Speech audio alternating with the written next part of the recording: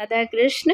आज जो भक्तों की भक्तमाल में जो सर्वश्रेष्ठ द्वादश प्रधान भक्त है, उनमें जो आज 9वें और 10वें नंबर पर जो है महादानी बलि और मतलब महाभागवत महाराज बलि हैं। महाराज बलि जो हैं वो महाभागवत प्रहलाद जी के पौत्र हैं और विरोचन के पुत्र। ठीक है, इनसे संबंधित जो विवरण है वो बहुत सारे पुराणों में दिया गया है। तो राजा बलि जो है वो एक महान भक्त की श्रेणी में आते हैं, उन्हें भक्तमाल में स्थान दिया गया है। उसके बाद आते हैं महात्मा शुकदेव।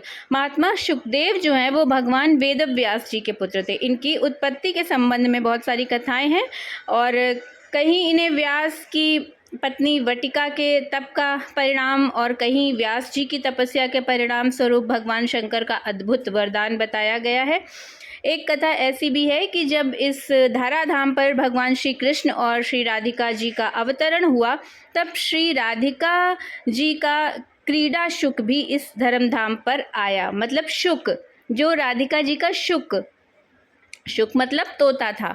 तो उसी समय भगवान शिव पार्वती जी को अमर कथा सुना रहे थे और पार्वती जी कथा सुनते सुनते निद्रा के वशीभूत हो गई और उनकी जगह पर शुक ने हुंकार भरना प्रारंभ कर दिया था। जब भगवान शिव को ये बात ज्ञात हुई, तब उन्होंने शुक को मारने के लिए उसका पीछा किया। शुक भाग कर व्यास जी के आश्रम में आया और सूक्ष्म रूप बनाकर उनकी पत्नी के मुख में प्रविष्ट हो गया और भगवान शंकर वापस लौट गए। यही शुक व्यास जी के अयोनिज पुत्र के रूप में प्रकट हुआ। यही जो शुक था। ठीक है, गर्भ में ही इन्हें वेद, उपनिषद, दर्शन और पुराण आदि का सम्यक ज्ञान हो गया था। ऐसा कहा जाता है कि ये 12 वर्ष तक गर्भ के बाहर ही नहीं निकले, जो शुकदेव भगवान थे।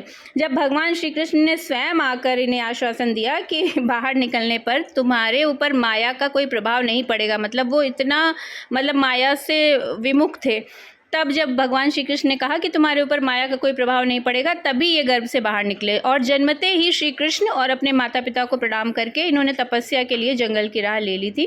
व्यास जी इनके पीछे पीछे हा पुत्र पुकारते रहे, किंतु इन्होंने उस पर कोई ध्यान नहीं दिया। श्री सुखदेव जी का जीवन जो है भगवान श्री कृष्ण की भक्ति और वैराग्य का अनुपम उदाहरण है। व्यास जी की हार्दिक इच्छा थी कि सुखदेव श्रीमद् भागवत जैसी परमहंस संहिता का अध्ययन करें, किंतु ये मिलते ही नहीं थे। व्यास जी चाहते थे इनको शिक्षा दे, लेकिन ये मिलते ही नहीं थे। तो श्री व्यास जी ने श्रीमद् भागवत की श्री कृष्ण लीला का एक श्लोक बनाकर अपने शिष्यों को रटा दिया और वे उसे गाते हुए जंगल में समिधा लाने के लिए जाया करते थे। एक दिन सुखदेव जी ने भी उस श्लोक को सुन लिया और श्री कृष्ण लीला के अद्भुत आकर्षण से बंध कर सुखदेव जी अपने पिता श्री व्यास जी के पास लौट आए।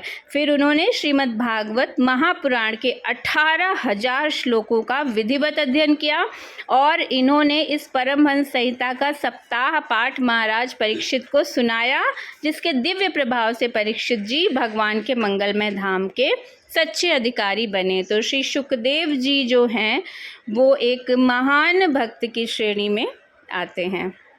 जय श्री राधा कृष्ण।